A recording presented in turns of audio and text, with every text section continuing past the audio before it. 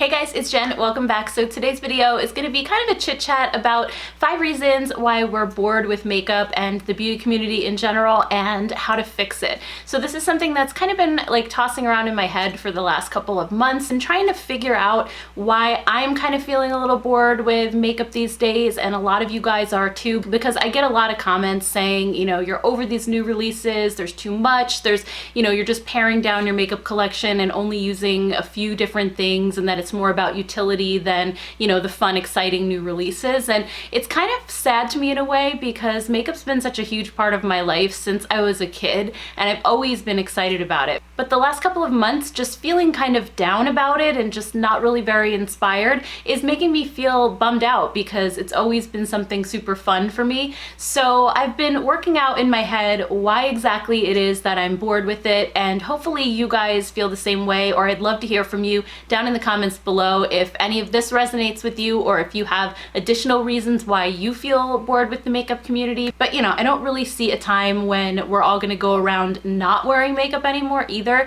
so I don't think that it's gonna completely go away, but I definitely do see a bit of a lull in just inspiration and wanting to purchase. So let's start out with the most obvious reason that I can think of, and that is that there are too many new releases coming out and that we all just have way too much makeup. So companies now are launching makeup at an alarming rate. Like every single day there's multiple new things being launched, and it was never like that in the past. It's also exacerbated by social media, because we're seeing these new launches happen in real time, where, you know, a few years ago, before Instagram and all that, I would just see new releases when I walked into the drugstore and I happened upon them, or I'd go to the mall and pop into Sephora, you know, once a week, once every couple weeks, and just see what was new. But now I'm seeing, you know, new stuff just being thrown at me constantly on social media. And back when I started blogging in 2009, so 10 years ago now, up to maybe like the last 4 years, I would say, makeup collections came out seasonally for the most part. So you had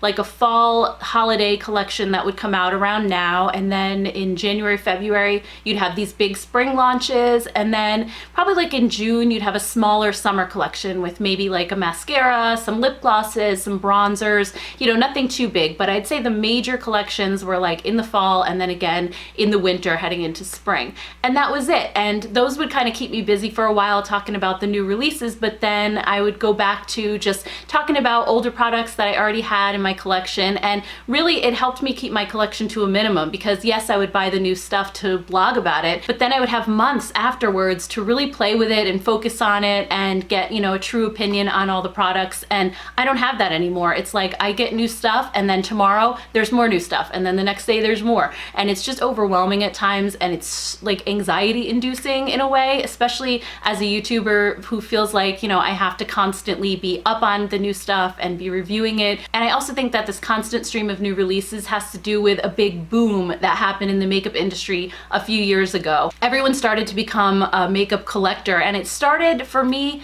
I feel like it started around the time of like the Modern Renaissance palette. Too Faced released the Sweet Peach palette, you know, we had the Naked 3, and there were these really big high-end brand palette releases that just got everybody really excited about makeup, you know, and it was crazy. Like we couldn't wait for the next thing to launch, and websites would crash on launch day because so many people were trying to grab these products while they could before they sold out. So the companies decided to just give us what we wanted and start cranking out these new releases left and right. And then the more affordable brands came around, like ColourPop and Makeup Revolution, and they're like the fast fashion of makeup and are cranking out new releases like crazy, like even more than the high-end brands. So we just have so much choice, not to mention that the affordable brands have really caught up to the high-end in terms of quality. So now there's hardly any difference between them, I feel like, and everybody just bought even more. So now most of us have more makeup than we know what to do with or will ever use up, and the demand is starting to slow down. It's starting to shift back in the other direction again.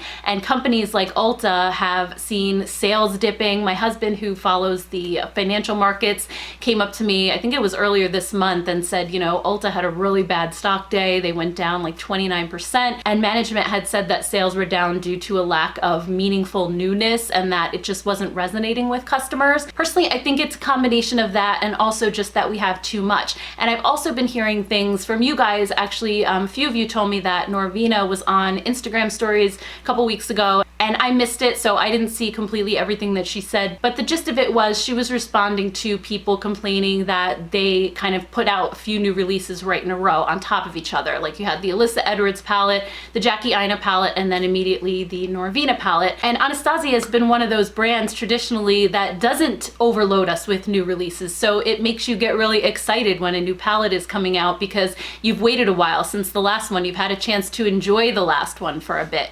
And she basically said that the stores, I guess the retailers, are demanding more and more products from the brands because they, their sales are dipping, and they're trying to make up for that with more variety, more choice, and just trying to boost sales. And, as someone who worked in retail most of my life, I know that when you're trying to meet sales goals in your stores, you're always comparing it to like the best you ever did, and they're always going to be trying to meet that. And like I said before, we had this huge makeup boom, and now things are correcting themselves, and the companies are trying to get back up to that point, but I just don't think that it's going to happen. Maybe at least not now, maybe in a few years when the younger generation who are kids right now, get older and they start wearing makeup, maybe there'll be another big boom. But for now, I just feel like it's annoying people more than anything, and it's just making us feel like we've seen this, been there, done that. So I really don't think that cranking up the new releases is really going to help anything. That's just my personal opinion, but it seems to be what the stores are trying to do, what they're going for. So what can we do to combat all of these new releases and try to use up what we have? I would say the first thing we can do is just shop our stash,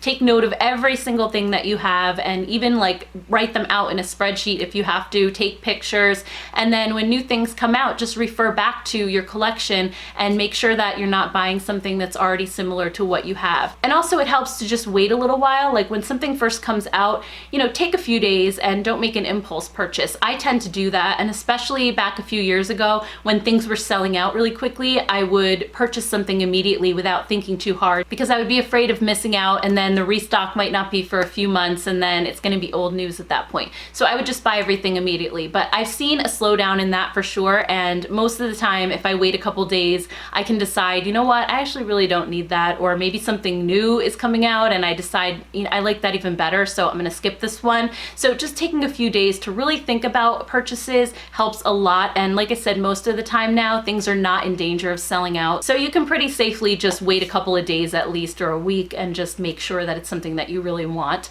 Another thing that helped me is just to unplug from social media a little bit, just maybe not check Trend Moods page as obsessively as I was before, or all of these different beauty accounts that I follow.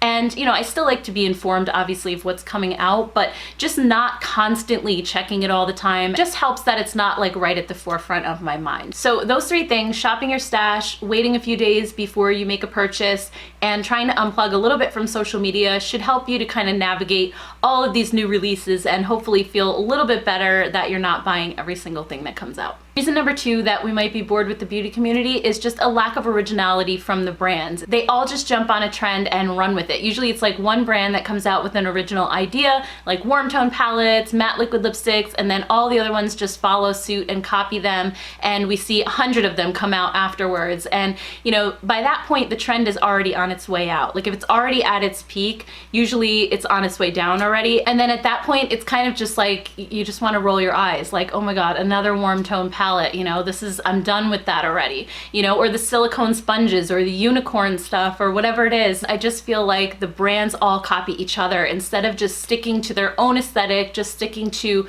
their own original ideas. Everybody just wants to copy each other, and that could definitely contribute to boredom when it comes to makeup because you just see the same things over and over again. So the solution to that again is just to make sure that you're shopping your stash. Sometimes I'll see a new palette coming out and I'll think, maybe that's kind of like this other one that I have, and I'll actually grab like a screenshot of each palette from the websites and then put it together in like a little photo collage and look at them side by side. I mean, I know it's not a perfect indicator because sometimes colors can look different on a computer screen, but it kind of gives you an idea of, are there a lot of colors that seem like they're going to be the same? And then maybe you could hold back a little bit, wait till it comes out. Maybe if you see it in person, you can get a really good idea then, and just make sure you're giving yourself enough time and enough information to make sure that you're not buying something very similar to what you already own. And then just tell yourself that you're going to save your money and wait for something really super unique to come out, and then when it does, you're going to be really happy that you waited and you won't feel too badly about buying it. Reason number 3 that we might be bored with the makeup community is just, I think, a lack of originality in the beauty community itself. Not just the makeup brands and the products that are coming out, but, you know, even just on YouTube or Instagram, I feel like everybody is doing the exact same looks. Everyone's doing their eyeshadow the exact same way, yet we all have different eye shapes, you know, and like not everybody needs full coverage foundation. Not everybody needs a huge triangle of concealer under their eyes.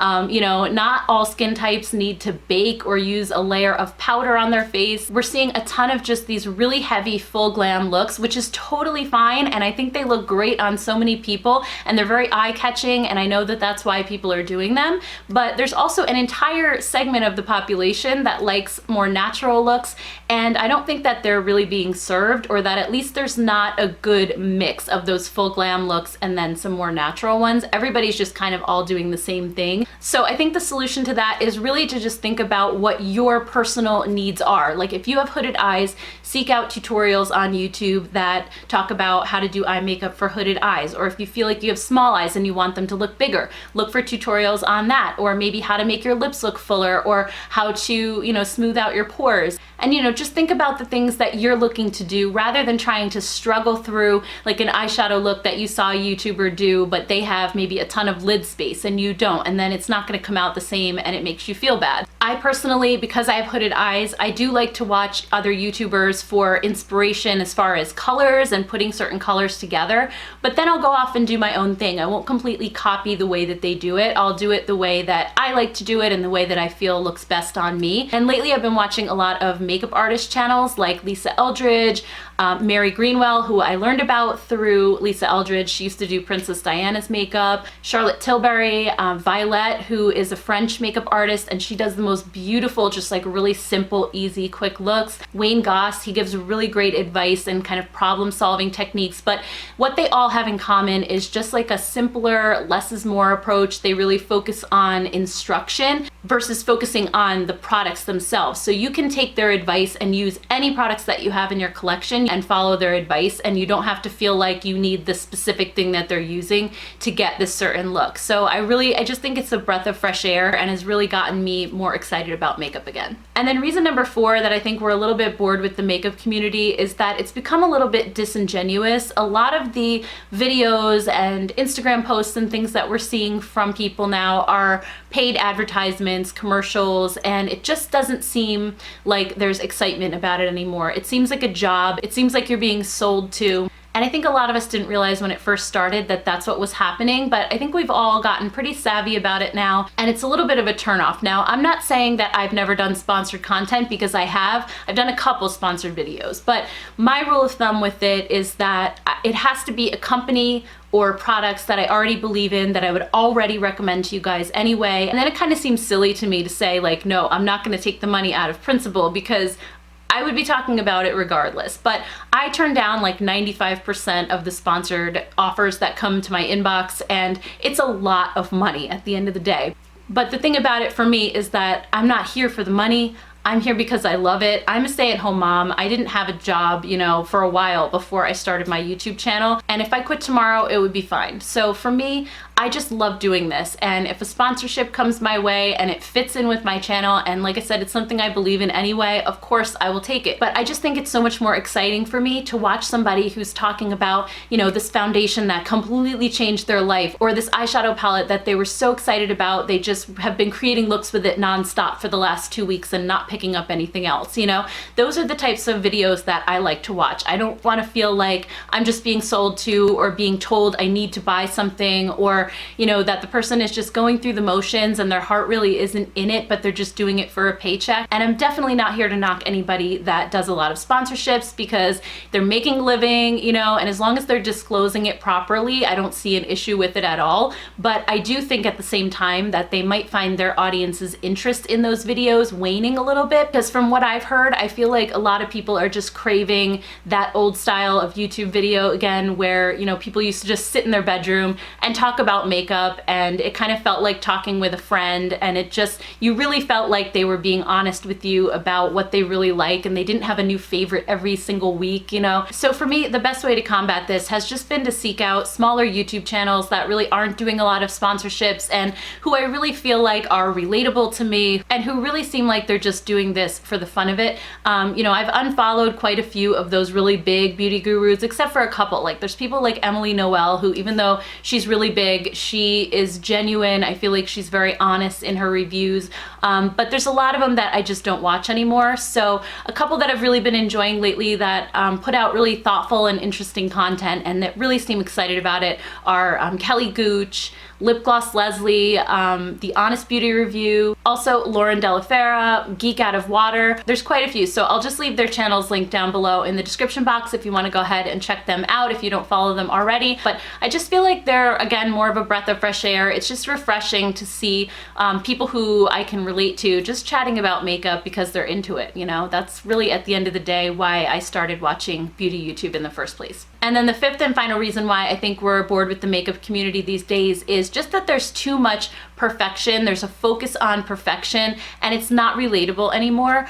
People aren't celebrated for, you know, their quirks or their individual characteristics that make them them. It just seems like everybody who's big, who's made it, is very cookie cutter, and that those are the people that the brands are pushing. You know, these are a select few who have very aspirational lifestyles, who, you know, they have perfect skin, perfect hair, perfect teeth, they live in big beautiful houses, drive luxury cars, you know, they're living like the jet-setting life. And companies know that by focusing on these people, giving them collaborations, taking them on lavish vacations and stuff like that, that people will associate their aspirational lifestyle with that brand. And I totally get where the brands are coming from with that, but at the same time, I feel like it makes us feel kind of inferior about ourselves, about our own looks or our own situation, to constantly see that this is what you need to live up to. So the solution for that, at least for me, has been to just keep mindful of the fact that a lot of what we're being shown is smoke and mirrors. They show a very small slice of their life that is all positive. We're not seeing any of the negative things that are happening to them.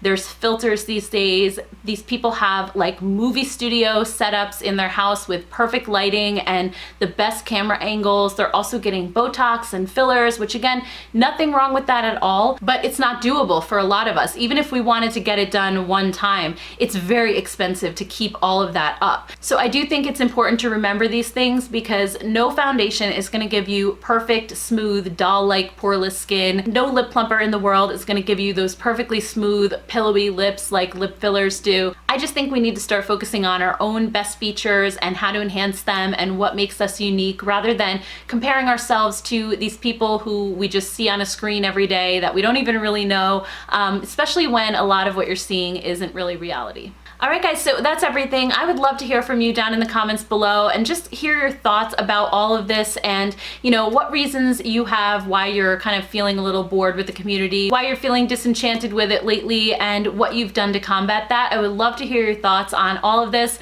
Also, if you found this video helpful, please don't forget to give it a thumbs up, and please don't forget to subscribe to my channel as well so you can see my videos coming up in your subscription feed every time I post a new one. Thank you all so much for watching, and I'll see you in my next video. Bye.